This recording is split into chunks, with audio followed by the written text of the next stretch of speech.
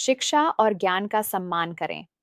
अर्थ, राजा को अपने राज्य में विद्वानों, कलाकारों और ज्ञानियों को सम्मान और संरक्षण देना चाहिए। विस्तृत व्याख्या, ज्ञान और संस्कृति ही किसी भी सभ्यता की असली पहचान होते हैं। जो राज्य विद्वानों का सम्मान करता है, वहां ज्ञान विज्ञान का विकास होता है, जो अंततः राज्य को ही शक्तिशाली बनाता है। राजा को स्वयं भी निरंतर सीखते रहना चाहिए। एकता में ही शक्ति है। अर्थ, राजा को यह सुनिश्चित करना चाहिए कि उसकी प्रजा, मंत्री और सेना एकजुट रहें। आंतरिक फूट राज्य को सबसे ज्यादा कमजोर करती है।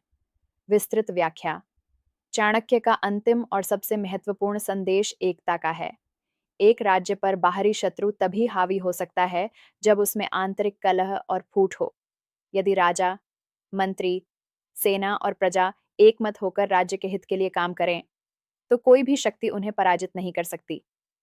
राजा का यह परम कर्तव्य है कि वह भेद पैदा करने वाली ताकतों को कुचले और राष्ट्रीय एकता को बढ़ावा दे।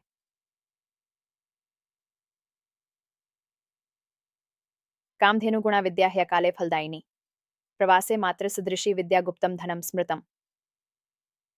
अर्थ, विद्या कामधेनु गाय के समान है जो हर इच्छा पूरी करती है। ये बुरे समय में भी फल देती है।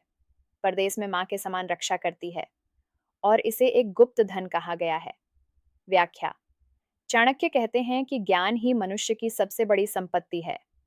जैसे कामधेनु गाय कभी भी कुछ भी दे सकती है, वैसे ही ज्ञान किसी भी परिस्थिति में व्यक्ति को समाधान दे सकता है।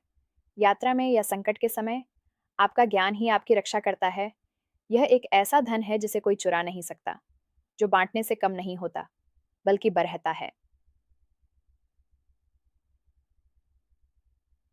अनभ्यास से विषम शास्त्रम। अर्थ, बिना अभ्यास के शास्त्र ज्ञान विष के समान है। व्याख्या, केवल ज्ञान प्राप्त कर लेना ही पर्याप्त नहीं है। यदि उस ज्ञान का अभ्यास या उपयोग न किया जाए, तो वह व्यर्थ हो जाता है और कभी-कभी हानिकारक भी सिद्ध हो सकता है। जैसे बिना अभ्यास के कोई डॉक्टर या सैनिक अपने कौशल का सही उपयोग नहीं कर सकता, वैसे ही ज्ञान बिना अभ्यास के बोझ बन जाता है।